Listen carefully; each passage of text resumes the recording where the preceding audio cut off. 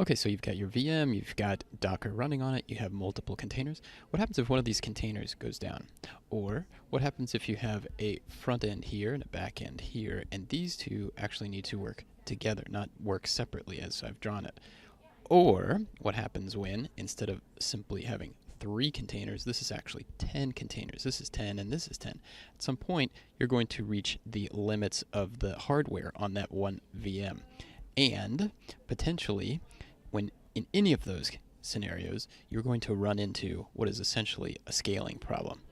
And the solution to this problem is to do something called orchestrating, where you determine, for example, that a given container needs to run only on a given VM or a given set of VMs, or that multiple containers do in fact live together and should start and stop together. In this book, you'll see various systems trying to tackle this problem. You have Kubernetes, you have Mesosphere, you have Docker Swarm. This gets into a distinction sometimes called cattle versus pets. The idea is that we don't spend a lot of time figuring out when a container goes down, why it went down, and how to fix it, get the customization of the DNS or the networking all figured out. We simply let it go down and let a system beyond that one handle bringing it back up, either exactly the same one in exactly the same VM, or potentially on another VM according to rules like resource allocation. So in other words, we don't spend a lot of time crying if this one goes down as a pet. Instead, we just simply say, this is like cattle, let it go down, and we'll have another one. Now, in the Docker world, this system is called Swarm, but we'll also see that an alternative to Swarm is Kubernetes. And of course, we just saw Mesos was a third alternative.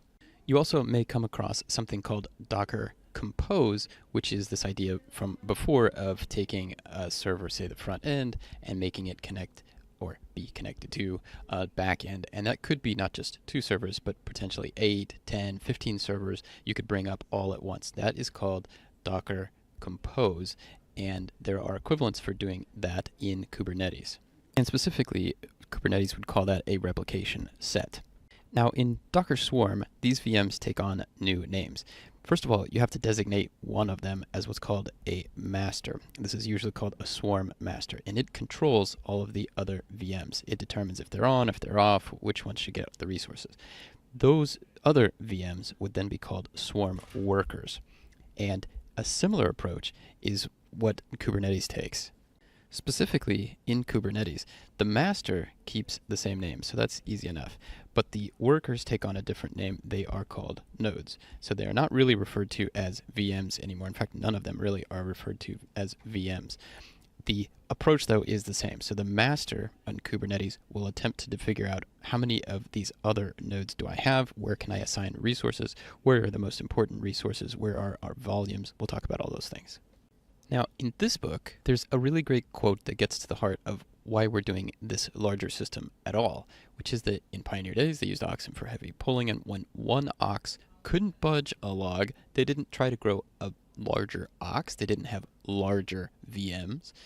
Instead, we shouldn't be trying for bigger computers, but for more systems of computers. And that really gets to the whole purpose of having Swarm, having Kubernetes or Mesos, managing these multiple containers, multiple VMs, because these systems, for example, in the case of volumes, a volume may span multiple VMs and potentially in multiple data centers, especially in the case of networking. So you need some way to handle growing, that is, performing at a reasonable speed at scale.